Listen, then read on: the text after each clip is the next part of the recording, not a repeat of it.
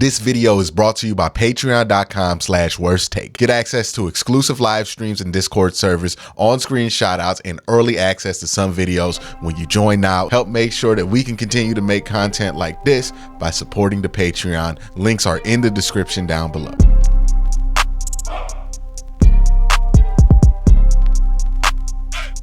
Kevin Stefanski remains this interesting topic in Cleveland sports because there is just this small vocal minority of people who seem hell-bent on trying to convince everybody that every issue that ever happens with the Cleveland Browns is somehow Kevin Stefanski's fault. And you can usually tell who these people are that do this because they don't ever state definitive facts for backing up their reason for feeling the way they do.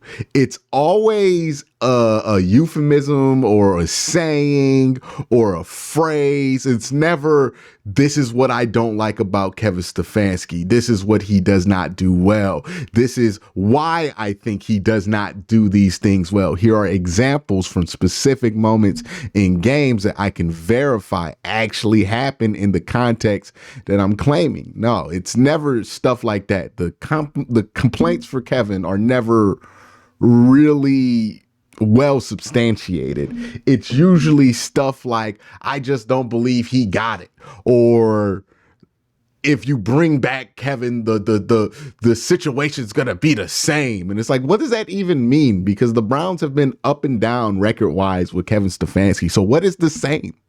Right? This isn't like Pittsburgh where they've won like 9 games every year for like the last 7 years. Like that, what is the same? Like, are they going to win 11 games or are they going to win less than 500 games? Like, and even in those lows, you got to evaluate the context of those lows. So why did they go under 500 those 2 years? I think the obvious thing that you could point to is quarterback play. But then you can look at a season like 2023 where the quarterback play was inconsistent, not great by any means. I think the Browns threw just as many touchdowns as interceptions this year, but still found a way to get to 11 wins. So he found a way to overcome what was hurting him the most in his run. So there's a lot of weird baggage when it comes to the Kevin Stefanski conversation that has nothing to do with Kevin Stefanski and everything to do with how people tend to treat coaches in the sports talk landscape. I think I honestly think, and look, myself included, there is no position in sports talk that people in sports talk more out their ass about than coaching. A lot of people who have these loud, definitive opinions about if a coach is good or not, that say these takes that then get regurgitated by viewers and listeners of certain shows, are largely talking out of their ass. A lot of people's perception of what a head coach should be is built up on cliches, sports movies, and just straight up nonsense, or what worked for them in high school. It's not at all applicable to what actually works in the context of the NFL. Like, how is it that we can have so many coaches that have good reputations that are frauds, like Cliff Kingsbury, like Josh McDaniels, so on and so forth? I mean, this even happened with Jay Gruden, John Gruden, like guys with good reputations that fans like, that their players hate because they're not good coaches. But it's because we talk out of our ass the most about coaches, and you can tell that we, and I'm using the royal we when I'm talking about sports talk in general, we talk out of our ass at coaches. You can tell that we do because of how we criticize coaches. We don't have real, like, when we talk about a wide receiver not being good, we bring up yards per reception. We bring up targets. We bring up targets percentage, drop percentage. We bring up different grades that a player might have in different analytic systems. We talk about open percentage, miles per hour, all of this stuff that you could bring up about a wide receiver not playing well. You can bring up all 22 tape, film, all of that. Okay, that's the tools that we have to say that this wide receiver is not playing well. What do we have to measure coaches with in comparison? We just be talking out of our ass, dog. Like a lot of us we be talking about schemes that a lot of people don't understand. A lot of people have not even done the basic research and study about, and they're just complaining without any real basis. So that's why I tend to try to stay out of head coaching discourse. I tend to try to talk about some of the things that I know, because I know that a lot of what we do when we talk about coaches and why people have such a trash attitude about coaches and why people want to fire every coach that does something that they don't like is simply because we just be talking out of our ass, and we're so used to doing it that we think that what we say actually like impacts the team or the things that we want the coach to do are the things that actually impact whether the coach is doing a good job. So that whole rant aside, is Kevin Stefanski getting an extension? One of the other prevalent arguments against Kevin Stefanski getting the extension is another take that I've been seeing out here. And again, I'm not trying to call anybody an idiot for having a different opinion or having the opinion that I am arguing against today. If you feel like that, I apologize. It's not my intention, but I do have to make points against it if this is something that you believe in. People are making this argument, and most of the time I'm arguing with people. I'm arguing with other prominent people in media who have also had these takes. People are making the argument that since he's had to fire 2 coordinators, he should be on the hot seat. And I can understand, like, if I'm trying to be reasonable, not judgmental, and just in general, not an asshole, I can understand how somebody gets here. I don't think it's right, but I can understand how somebody gets here, because assuming that since he's had to hire 2 different coordinators that he's on the hot seat, assuming that means the organization is somehow unsure on Kevin Stefanski, means that you're assuming that the organization does not trust him. In the macro picture, I can understand why a Browns fan would feel that the Browns are unsure about a coach, given the larger history of the team. In the micro, in the specific context, if we just aren't talking about Cleveland Browns history and all the bad decisions that people who aren't here anymore to make decisions made in the past, if we're just talking about what's going on with the team right now, Kevin Stefanski, it does not make any sense, because the team has showed absolutely no signs of a franchise that is unsure about their head coach. Honestly, they've showed more signs in the opposite, that they are sure about their head coach. There have been vocal endorsements, uncoerced endorsements by ownerships. There have been uncoerced reported endorsements by ownerships. This has been reinforced with multiple other reports. And one of the things is that Jimmy Haslam used to do this postseason press conference at the end of the season every year, back when we were cycling coaches in and out. You've noticed that Jimmy doesn't do that stuff anymore. Like, that's not something that happens. And that's because Jimmy is comfortable with who's in charge of this team.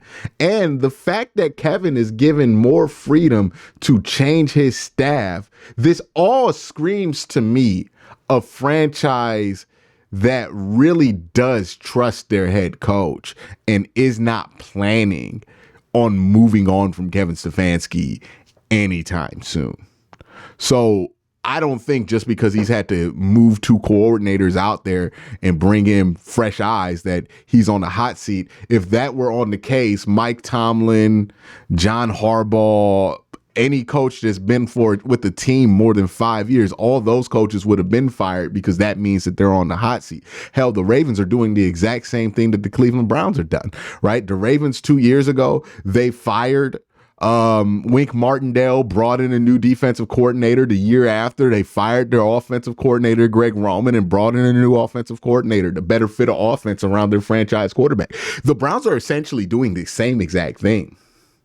Now, you can argue that since John Harbaugh is a special teams coach, it's different, but John has done this with special teams coaches before, so it's not really that different. I think it's just Kevin deciding he wants to have more input in higher places to kind of make those adjustments to be able to build a better offense for the modern quarterback, which they have not done a good job. It's not a mistake that every quarterback who stepped in here and looked good under Kevin Stefanski's system is a bit of a throwback, right? Kirk Cousins, Jacoby Brissett, Joe Flacco. I think they saw that pattern and said to themselves, we need to modernize this offense. We need to bring in new voices. We need to give these guys serious input in the offensive collaboration process in order to make that adjustment. And this is, to me, a head coach doing his job and doing what's necessary to adapt and survive and not just resting on the laurels of we went 11-6 with 26% of with the team on injured reserve. Right? Because they would be well within their rights to just sit back and not make any changes and rest on their laurels. But this, to me, screams a team that is willing to make tough changes, even when they're not forced to make them. And that's how you know a team is truly dedicated to getting better. So honestly, to me, this is a positive that Kevin was able to make this decision, despite the fact that he would have absolutely been excused if he hasn't. Now, there's the question of whether Kevin Stefanski and Deshaun Watson, whether that marriage is going to work. I think a move like this is a step in the direction of this is going to work. And I think this is something that people need to understand. Since people do not like Deshaun Watson for reasons that I ultimately find reasonable, they kind of make it seem like anybody in the organization that they do like also doesn't like Deshaun Watson, right? Like you'll find the people who really like Kevin, who really like Andrew Berry, say things like, well, Jimmy forced the Browns to trade for Deshaun Watson. Hey, Kevin didn't make that decision, but that's just not true.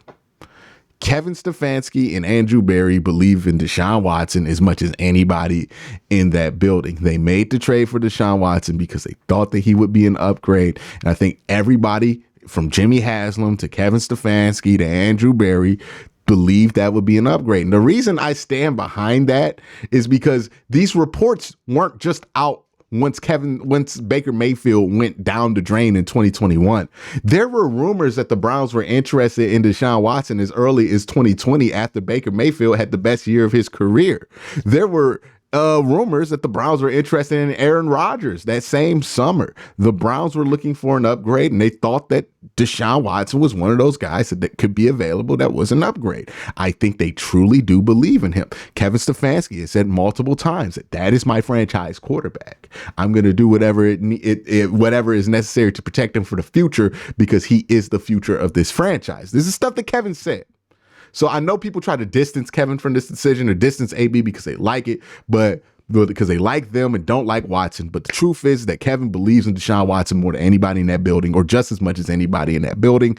And I think this is why he decided to make that decision, because he knew that the ceiling of this Browns team is ultimately going to be connected to how well Deshaun Watson plays. And he wants this to work so badly that he is willing to take a smaller role in the offense and get some guys who might be able to put the offense in a different place to make it work. And that's maturity, that's leadership, it's good coaching. It's really good coaching. And ironically enough, if Kevin Stefanski were the head coach in Pittsburgh and he did this same exact thing, we would be sitting here in Cleveland being like, oh, look what they're doing in Pittsburgh. Look how good they are. Why don't we do stuff like that? But when we do stuff like that here, we just find all the flaws and complain about every single thing that the Cleveland Browns are doing, despite the fact that they're doing the stuff that you would complain about the Browns not doing if they were doing it not in Cleveland. That being said, does Kevin Stefanski deserve an extension? I truly believe so. Most coaches with his record as a head coach this long into his tenure get extended. Most coaches who have a chance to win 2 Coach of the Years and 4 usually get extended. He was 11-6 with 26% of the roster on injured reserve. No team in the last 10 years has won more than 10 games in that situation, and the Browns are the only team of any team with 26% of their salary cap on IR or above to ever make the playoffs in the last 10 years.